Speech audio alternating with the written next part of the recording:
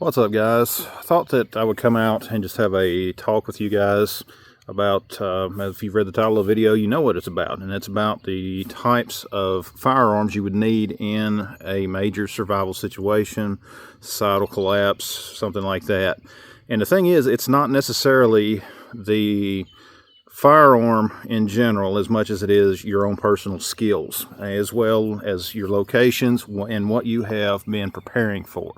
You know, there's a lot that plays into this idea of surviving a major disaster, and firearms are only one aspect of it. The main aspect is whether or not you're able to provide food for yourself. That is critical, okay, because everything else goes out the window. I know that it's fun to go out and put on all of the tactical gear, pick up your AR-15 and run to the range with all your buddies and go out there and pretend that the world is coming to an end. Trust me, I get it, it's fun. But at the same time, when reality hits, the main thing that you're going to need to worry about is food. Are there going to be times of crime? Is there going to be cases of people going out and stealing from others? Yes, that is going to happen. You do need to worry about protecting what you have and things like that. But again, your primary thing, the reason that they're going to go out and do that, yeah, you're going to have the looters and you're going to have those that are out there looking for treasure and things like that. But eventually it's going to come down to food. Who is able to provide food for themselves? And yes, you will have some that will try to take it from others. But at the same time, when we're talking about some of the firearms that you may need, obviously one of them is going to be a good hunting rifle or a shotgun.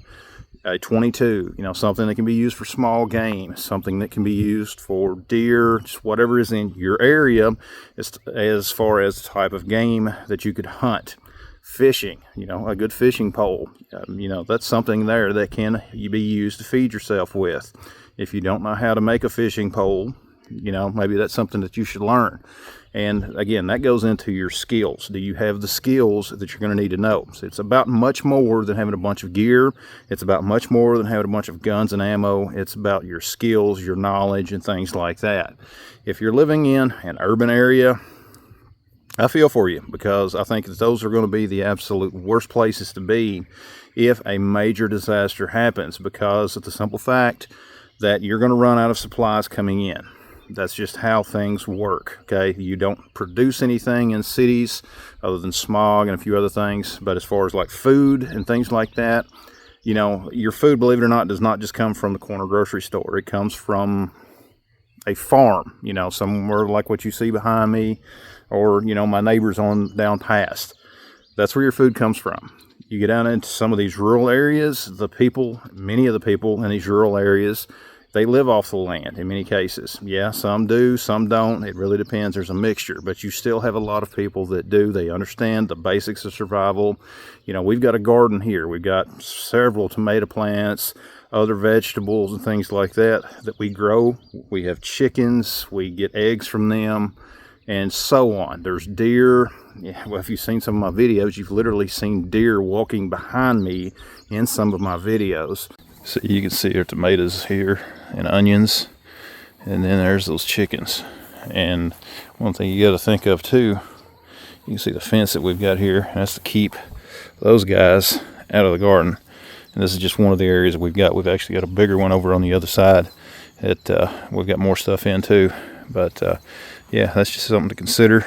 You got to worry about the chickens getting into the garden.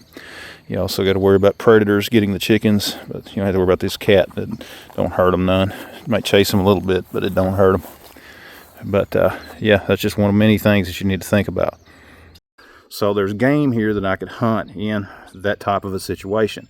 Would I need an AR-15 for that? No. Could it be used? Yes. Is it the best choice? No. I'd rather have one of my bolt guns, you know, something that it traditionally used for deer hunting. That's something that would put down that animal, do it humanely, do it quickly, if I do my part and get an accurate shot. And then, you know, that's what you're going to want to have. Would there be cases to where an AR-15 would be very beneficial? Obviously, if you had people that come around to try to steal or something like that, then yes, that's where a firearm like that would come in handy.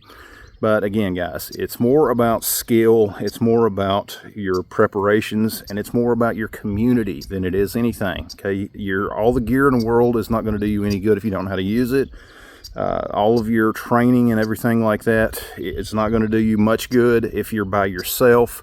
You're going to easily get overrun. You cannot go it alone. There's got to be others with you.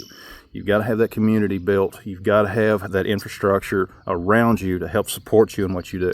But guys, this is just a few of my thoughts. Let me know yours down below in the comments. I'd love to hear from you.